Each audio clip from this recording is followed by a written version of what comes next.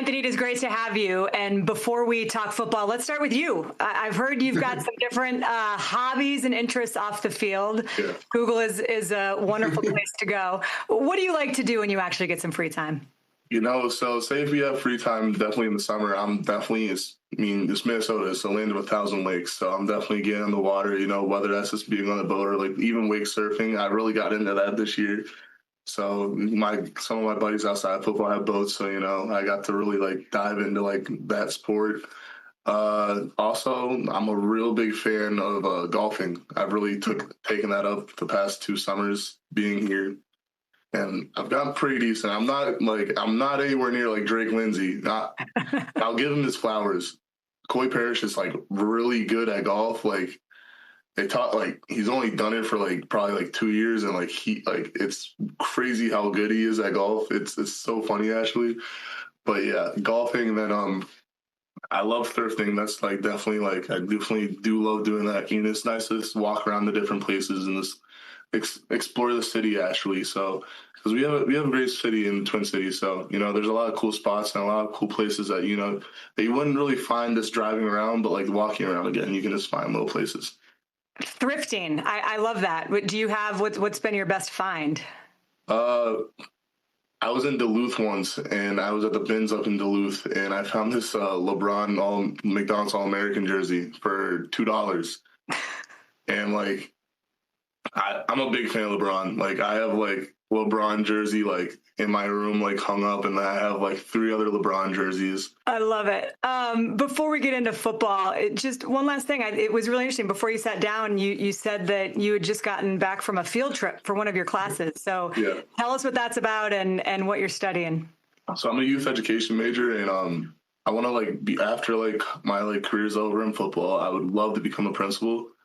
And I just want to make a difference in my community. I feel like one of the best ways is through the education system, because you're in a school for most of your life, your preteen and even your pre-adult life. So teachers and principals and anybody in the education system have a really big impact on who you are. And I know that I've had so many teachers that have impacted me in positive ways and even negative ways.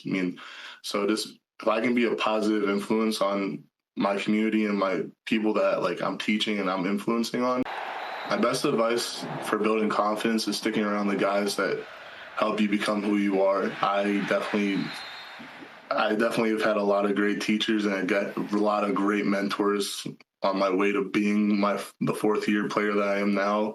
Jaw Joyner is definitely one of them.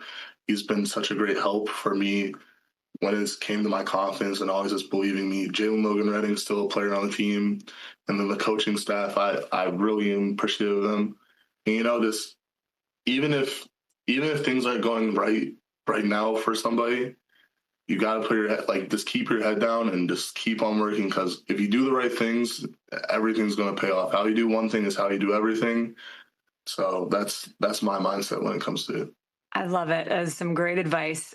You mentioned your coaches. Obviously, PJ Fleck's energy is legendary, and he's well known for it. You see it every day, and it is contagious. Energy is contagious. I think that's true.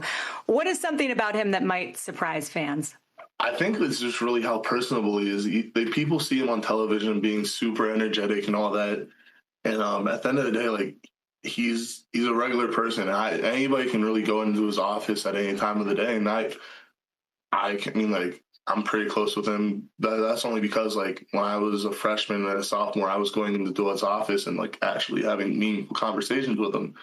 And so again, just getting to be on that personable level of we're just people, and we're putting the sports beside, and we can just talk about anything regular. And I think that's what people would be most kind of shocked about, just because they see his energy all the time. So maybe this oh, maybe he just has to go to himself when he's at the facility. But it's a complete opposite. He's always with us. He'll always pop into a film room at today is today, when we're coming back to watch film, he'll come in and just sit down and watch film with us.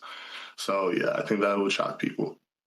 Well, I know that Cal loss was tough to sit on for a week over the bye, but now conference play starts and everything's in front of you, and it starts with Rutgers on Saturday. You'll see your old teammate in Athan Kaliakmanis this weekend. What is your relationship with him? I would say we have a pretty good relationship. I mean, like I wish him a happy birthday, he wishes me happy birthday. So I feel like we're on pretty good terms. You know, it's pretty exciting to play like our old quarterback, and especially because he's such a good player. And he's definitely grown over the past few years. Where like I think he's in his 5th year now, and he has so much experience, and along it comes with that he's so good. So again, I'm really excited just to play against him because that's a buddy of mine. Anthony, thank you so much. We appreciate you. Have fun on Saturday and best of luck. Thank you. Thanks so much for having me.